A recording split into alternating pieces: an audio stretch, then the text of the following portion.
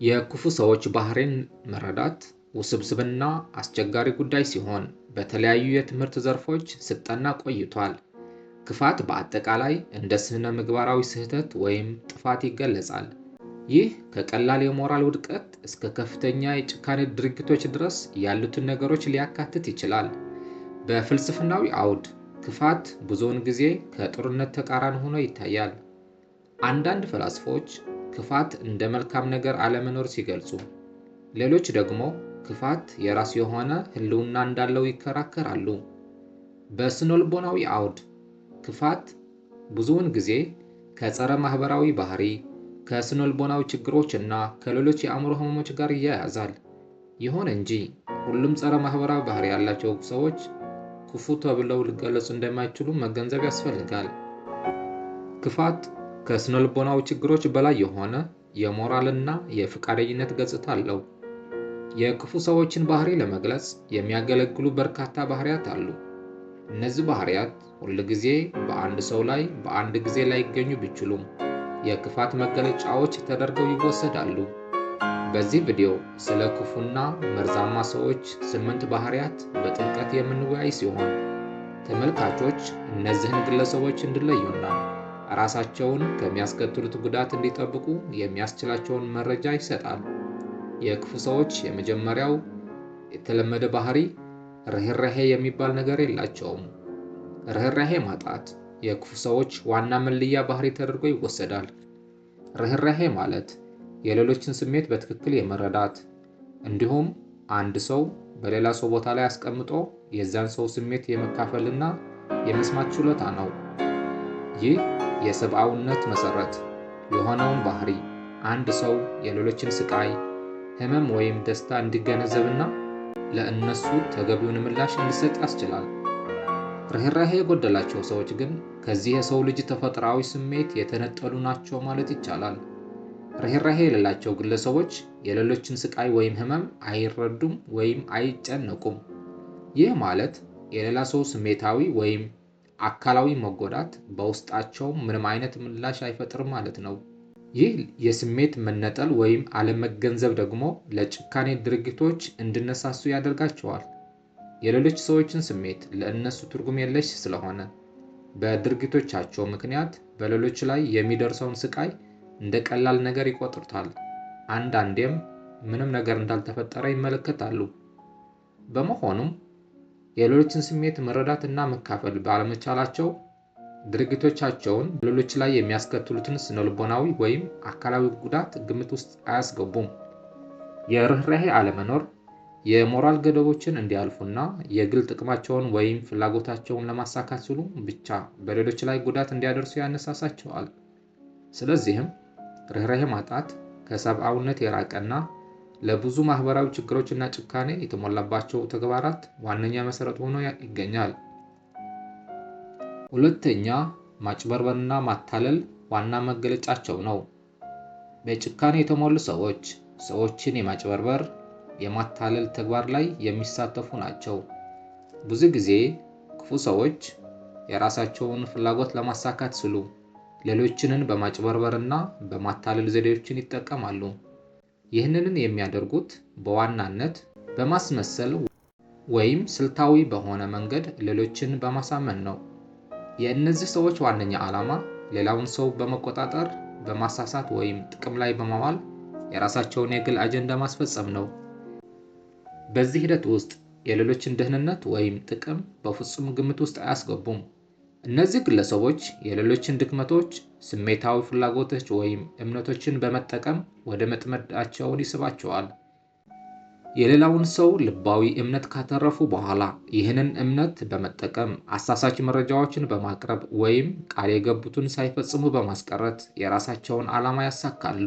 ለምሳሌ የሌላውን ሰው የመታመን ዝንባሌን ወይም ለፍቅር ያለውን ጉጉት በመጠቀም ከዚያም ያለ ርህራሄ ጥቅማቸውን ካገኙ በኋላ ሰውየውን መተው የተለመደ የማታለል ስልታቸው ነው።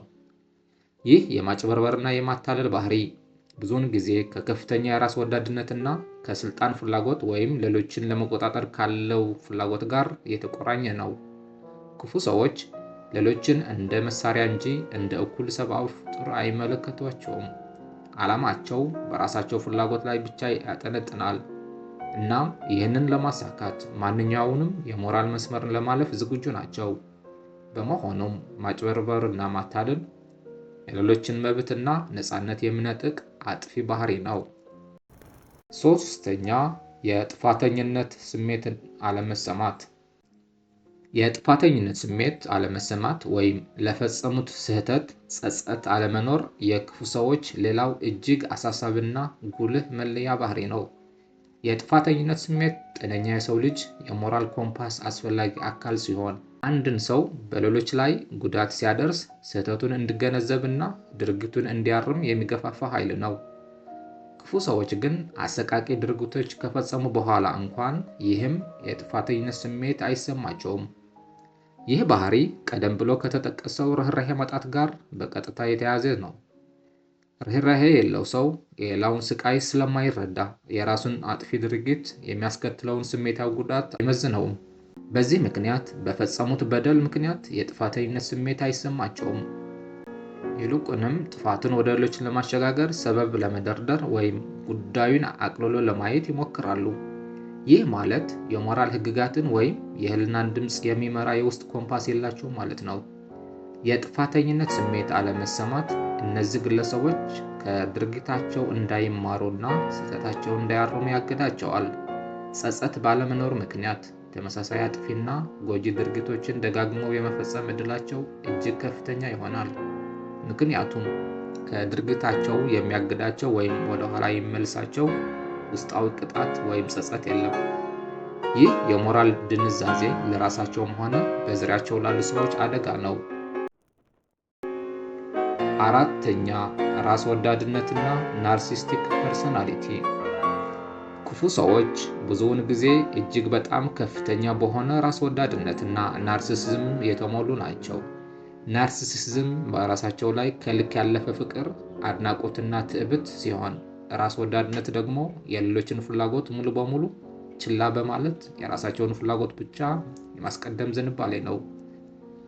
በመሆንም ዓለም የተፈጠረው የእነርሱን ፍላጎት ለማሟላት ያህል እንደሆነ ይሰማቸዋል።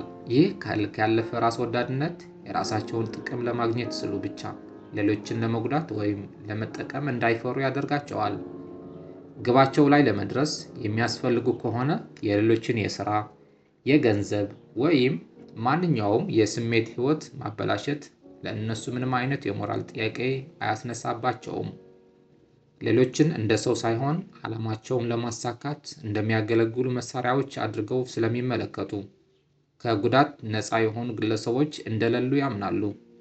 ይህ ባህሪ ከታላቅነት ስሜት እና ለራሳቸው ከልክ ያለፈ አድናቆት ጋር የተያያዘ ነው።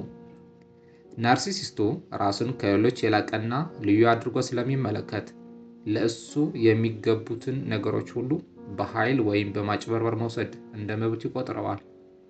ይህ የተዛባ የራስን ምስልና የራስን ጥቅም ብቻ የማስቀደም ፍላጎት የክፋት ባህሪ እንዲጠናከር ወሳኝ ሚና ይጫወታሉ። እስኪ ወደ ኋላ መለስ በሉና በዚህኛው ባህሪ ላይ የምታውቋቸው ኃላፊዎች ሊሆኑ ይችላሉ፣ ጓደኞች ወይም ደግሞ መሪዎችን ኮመንት ሴክሽን ላይ ያስቀምጡልኝ። አምስተኛ፣ የኃላፊነት ስሜት አለመኖር። ክፉ ሰዎች ከሚያሳያቸው አጥፊ ባህሪያት አንዱ ለራሳቸው ድርጊት ኃላፊነት ለመውሰድ ፈጽሞ ፈቃደኛ ለመሆናቸው ነው። ስህተትን አምኖ መቀበልና ለተፈጠረው ችግር ተጠያቂ መሆን የሞራል ብስለት መገለጫ ሲሆን፣ ለክፉ ሰው ግን ይህ ፈጽሞ የማይታሰብ ነው። እነዚህ ግለሰቦች ሁልጊዜ የራሳቸውን ውድቀቶችን፣ ስህተቶችን ወይም ደግሞ ጥፋቶችን ወደ ሌሎችን ለማላከክ ወይም እንደ ሁኔታዎች፣ እድል ወይም ሌሎችን ሰዎች ባሉ ውጫዊ ነገሮች ላይ ለመውቀስ ይሞክራሉ። ይህ የኃላፊነት ስሜት አለመኖር በቀጥታ ከጥፋተኝነት ስሜት አለመስማት ጋር የተያያዘ ነው። ጸጸትና ርኅራኄ ስለሌላቸው ድርጊታቸውን ስህተት እንደሆነ አይሰማቸውም። እናም ለምን በስህተት ተጠያቂ መሆን እንዳለባቸው አይረዱም። በእነሱ እይታ ችግሩ የሚፈጠረው በዙሪያቸው ባሉ ዓለም ወይም በሌሎች ሰዎች ጉድለት እንጂ በራሳቸው ውሳኔ ወይም ድርጊት አይደለም። በዚህ የተነሳ እነሱ ንጹሕና ሰለባ እንደሆኑ አድርገው ራሳቸውን ይገልጻሉ። ይህም የማታለል ስልታቸው አካል ነው። ይህ የኃላፊነት ስሜት አለመኖር፣ የሞራል ብስለት አለመኖርን በግልጽ ያሳያል። አንድ ጎልማሳና ጤነኛ ሰው ከስህተቱ ይማራል፣ ይቅርታ ይጠይቃል እና ለውጥ ያደርጋል። ስድስተኛ የቁጥጥር ፍላጎት። ብዙ ክፉ ሰዎች በሌሎች ግለሰቦች ላይ ሙሉ ስልጣንና ቁጥጥር የማድረግ ከፍተኛና ጥልቅ ፍላጎት አላቸው። ይህ ፍላጎት ከናርሲሲዝም እና ከራስ ወዳድነት የሚመነጭ ሲሆን በዙሪያቸው ያለ ነገር ሁሉ በእነሱ ሕግና ፍላጎት ስር እንዲሆን ይፈልጋሉ። ለዚህ ግብ ሲሉ የሌሎችን የህይወት ውሳኔዎች፣ አስተሳሰቦችና ስሜቶች ለመቆጣጠር ይጥራሉ። ምክንያቱም ቁጥጥር ማጣት ለእነሱ የውስጣዊ ደህንነት ስሜትና መናጋት ማለት ነው። ይህን የቁጥጥር ፍላጎት ለማሳካት እነዚህ ግለሰቦች የተለያዩ አጥፊና አውዳሚ ዘዴዎችን ይጠቀማሉ። ከእነዚህ ውስጥ ማስፈራራት፣ ስሜታዊና ስነልቦናዊ ማጭበርበር፣ የገንዘብ ቁጥጥር ወይም አልፎ ተርፎም አካላዊ ጥቃት ሊጠቀሱ ይችላሉ። ግባቸው የሌላውን ሰው በስሜት አቅመቢስ ማድረግ፣ የራስ መተማመን መናድ እና ፍርሃትን በመፍጠር ተቃውሞ እንዳያሰማ ማድረግ ነው። የተጎጂው ሙሉ በሙሉ በእነሱ ላይ ጥገኛ እንዲሆን ሲደረግ የቁጥጥር ፍላጎታቸውን ይረካል። በሌሎች ላይ ቁጥጥር ማድረግ ሲችሉ የኃይል ወይም ደግሞ የፓወር እና የላቀነት ስሜት ይሰማቸዋል። ይህ ስሜት የራሳቸው ደካማነት ወይም የውስጥ ባዶነት ለመሙላት የሚጠቀሙበት ዘዴ ነው። ሌሎችን ሲገዙና ሲያሰቃዩ ራሳቸው የበላይ አድርገው ይቆጥራሉ። ይህም የውስጣቸው ናርሲስቲክ ፍላጎት ያረካል። ስለዚህ በሌሎች ህይወት ውስጥ ጣልቃ መግባትና የበላይነትን ማሳየት ለክፉ ሰው ዋነኛ የስሜት እርካታ ምንጭ ይሆናል። ሰባተኛ ሞራል ደንቦችና እሴቶችን መጣስ። ክፉ ሰዎች ሌላውን ዋና መለያ ባህሪያቸው በህብረተሰቡ ዘንድ ተቀባይነት ያላቸውን የሞራል ደንቦች እና እሴቶችን ሆን ብሎ መጣስ ነው። እነዚህ ደንቦችን የሰዎችን በሰላም አብሮ መኖር የሚያረጋግጡ፣ ሐቀኝነትን፣ ታማኝነትን እና ሌሎችን ማክበርን የሚደነግጉ ናቸው። ክፉ ግለሰቦች ግን እነዚህ መሰረታዊ የሞራል ህግጋት እንደ ገደብ እንጂ እንደ መመሪያ አይመለከቷቸውም። የሌሎችን መብት የሚጥሱና ግዴታዎችን የሚክዱ ተግባራት ሲፈጽሙ ምንም አይነት ችግር አይሰማቸውም። ይህን የሚያደርጉት በሁለት ዋና መንገዶች ሊሆን ይችላል። ሆን ብለው የሞራል ደንቦችን በመቃወም ወይም ደግሞ የሞራል ደንቦችን አስፈላጊነትና ዋጋ ባለመረዳት። በአንደኛው መንገድ የሞራል ደንቦችን መጣስ ራሱን የቻለ የኃይል ማሳያ ወይም የቁጥጥር መንገድ ሊሆን ይችላል። የህብረተሰቡን ህግና ስርዓት መጣስ ራሳቸው ከሌሎች የላቀና ያልተገደቡ እንደሆኑ እንደሰማቸው ያደርጋል። ይህ በአገራችን በተለይ በሃይማኖት አካባቢና በፖለቲካ ላይ የምናየው ነገር ነው። በሁለተኛው መንገድ ደግሞ የውስጣቸው ርህራሄና ጥፋተኝነት ስሜት አለመኖር የሞራል ደንቦች በግል ህይወታቸው ውስጥ ምንም አይነት ትርጉም እንዳይኖራቸው ያደርጋል። በመሰረቱ የሞራል ደንቦች መጣስ የሌሎችን መብትና ደህንነት ሙሉ በሙሉ ችላ ማለትን ያሳያል።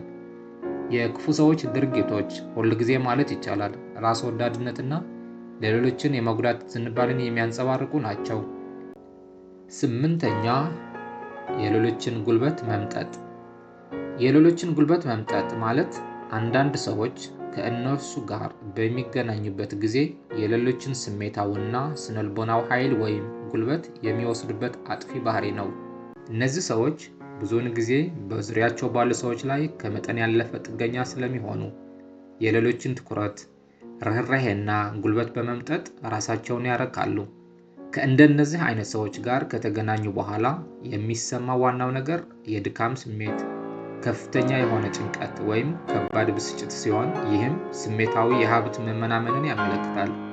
የሌሎችን ጉልበት የሚመጡ ሰዎች የሚያሳያቸው ዋና ዋና ምልክቶች መካከል የሌሎችን ችግሮች ከመጠን በላይ በማጋነን ወይም በራሳቸው ችግር ዓለምን በመሙላት የሌላውን ሰው ስሜታዊ አቅም ይጠቀማሉ።